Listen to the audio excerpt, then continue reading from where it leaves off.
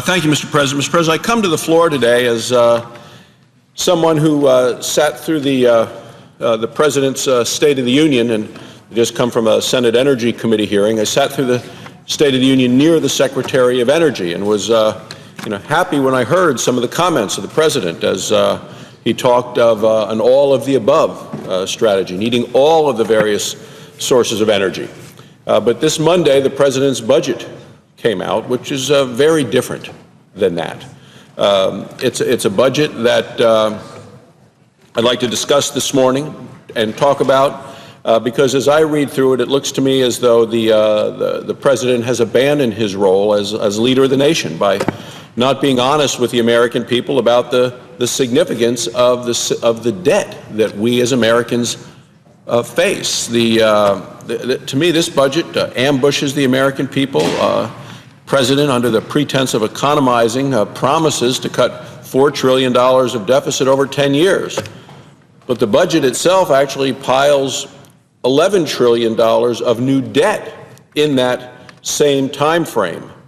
Under the pretense of helping everyone to prosper, to me, the President's budget buries every single American under a mountain of debt. And that is a debt that's going to rob more and more from their paychecks with each passing year. The savings that the President promises are not going to come. And the spending that he demands are things that we cannot afford. It just seems to me that this President's budget is another painful step on the road to bankrupting America. So here we are in the fourth year of the presidency, and for each of those 4 years, the deficit has exceeded $1 trillion. $1 trillion each of the 4 years of this presidency. So how does that match with what the President has been saying? Well, in February of 2009, the President had been president about a month, he made a pledge, and the pledge was that he would cut the deficit in half by the end of his first term in office. Now here we are, the final year, the President's first term in office, and this deficit is still above $1 trillion. Once again, what the President has said to the American people is very different than what he has delivered to the American people. And I'm still waiting for a chance in this body, in the Senate, to vote on the President's budget. The majority leader, who sits in the front row, has said he doesn't intend to even bring it to the floor of the United States Senate for a discussion or a debate or a vote. The law is pretty clear. The President has to introduce a budget by a certain date. The President missed that deadline, and the Senate and the House have to go ahead and pass a budget, which this body has not done now for over 1,000 days. Multiple years, no budget has passed this body. There actually was a vote last year on the President's budget. It was one that has been, the budget itself was called irresponsible, and a number of press renderings on it, and the majority leader refused to bring it to the Senate, so the minority leader brought the President's budget to the Senate. Not one Republican voted for it, but not one Democrat voted for the President's budget either, Mr. President. The total count on the President's budget last year in the United States Senate, 0 votes for the President's budget, 97 votes against the President's budget. And yet the President introduces another budget this year, ignoring the 2 major tidal waves that we face, the tidal waves of Social Security and Medicare. So it's interesting, you read in the New York Times, Obama faces task of selling dueling budget ideas. President Obama, more than ever, confronts the challenge of persuading voters that he has a long-term plan to reduce the deficit, even as he highlights stimulus spending.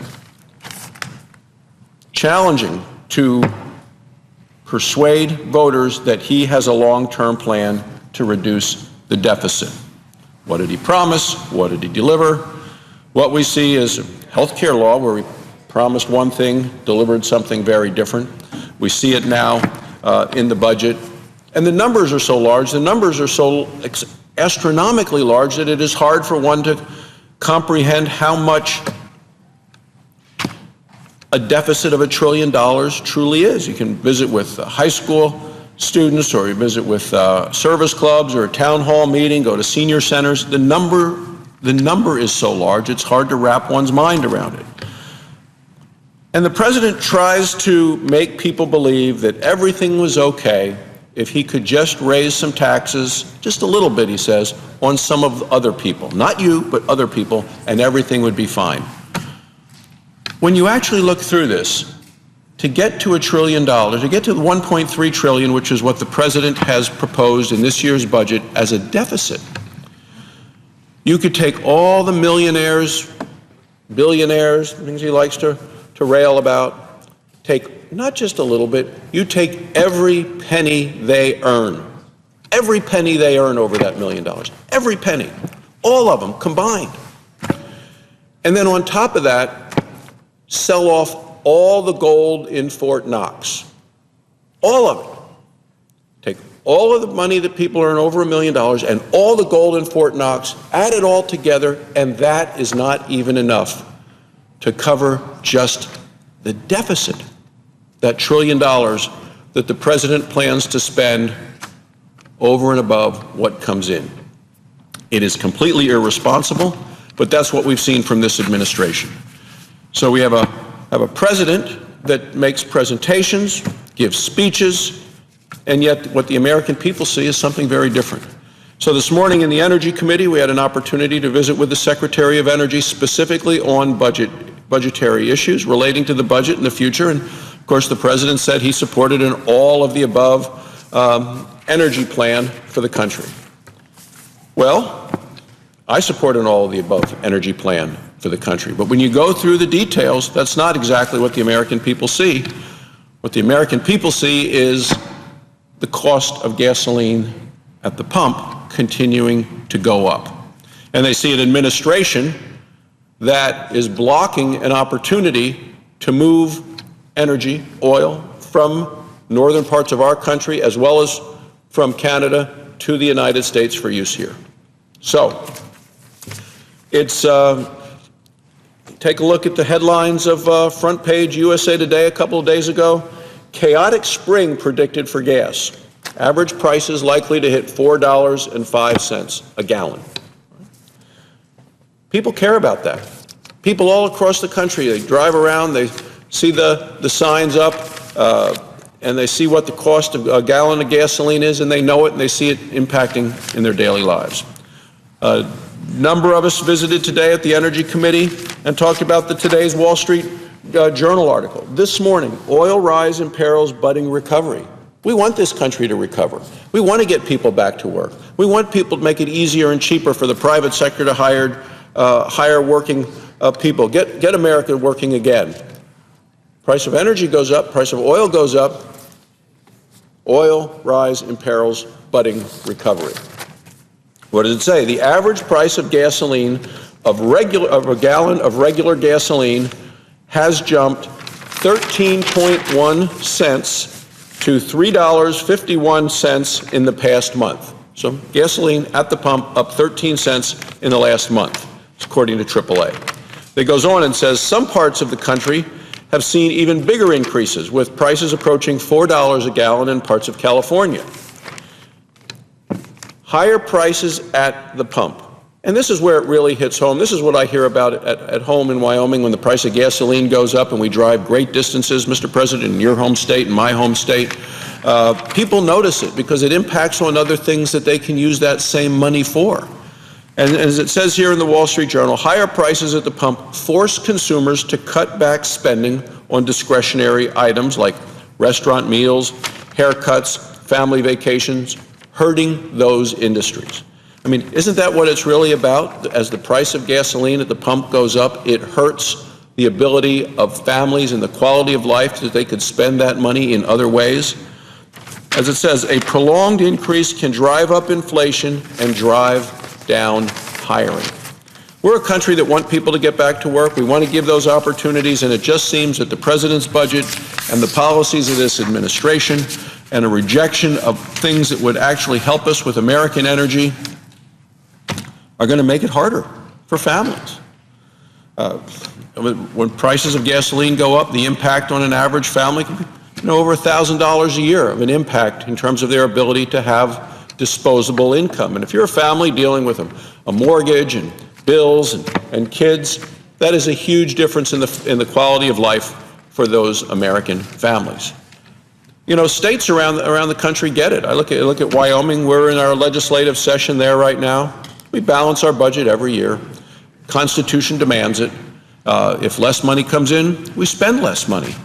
They make the tough decisions. The president said he's ready to make the tough decisions, but I don't see tough decisions in this budget. What I see is a political document, a campaign document, something that has more stimulus money in it, money so we can promise people things. And we all know how that first so-called stimulus program went. To me, it was a failure.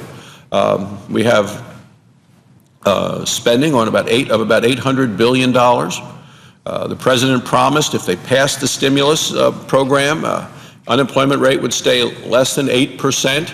And they put out charts. And by today, from those charts, the unemployment rate should be 6%. Unemployment rate's still 8.3%. It's been over 8% for 36 months now.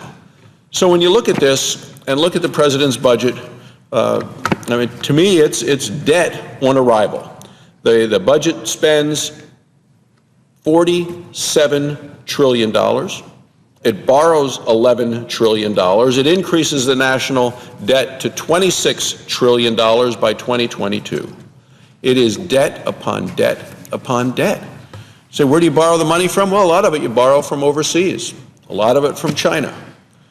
So what role is China playing now? Well, they're continuing to lend us money. And oh, by the way, when the president blocked the Keystone XL pipeline, what did China say to our friends, our northern neighbors, our big trading partners to Canada? If the United States doesn't want it, if President Obama isn't interested, we'll take the oil in China. The Prime Minister of Canada was in China last week doing exactly that, cutting a deal with the Chinese for energy that will be sold from Canada. I think we should want it. I think if we want to be energy secure and work on energy security, which to me is an issue of national security, we should want that energy. Good jobs, the amount of money in terms of jobs that's available. This isn't government money, private money to put those people back to work. We haven't seen it, and this administration, through its budget and through its policies, continue to oppose those efforts for American jobs. So what we see is spending goes up under the president's 10-year budget proposal. The spending goes up every year without stop. Every year from now over the next 10 years, spending goes up. And we see trillion-dollar deficits year after year after year. And one of the most disturbing things to some of my colleagues who have accounting degrees, especially my senior senator from the state of Wyoming, who is an accountant, who's run businesses, he looks at this and he can point out easily the budgetary gimmicks, the accounting tricks that have been used over and over again to make this budget, as irresponsible as it happens to be, to try to make it look not as bad as it really is. This budget is bad for America, and it is a continuation of a number of policies that have come out of this administration that have made it harder and more expensive for the private sector to create jobs in this country. And what I'm trying to do is look for ways to make it easier and cheaper for the private sector to create jobs in this country. We have not seen it in the president's budget. We have not seen it in the policies of this administration. We have not seen it in this president. So, thank you very much, Mr. President. I yield the floor.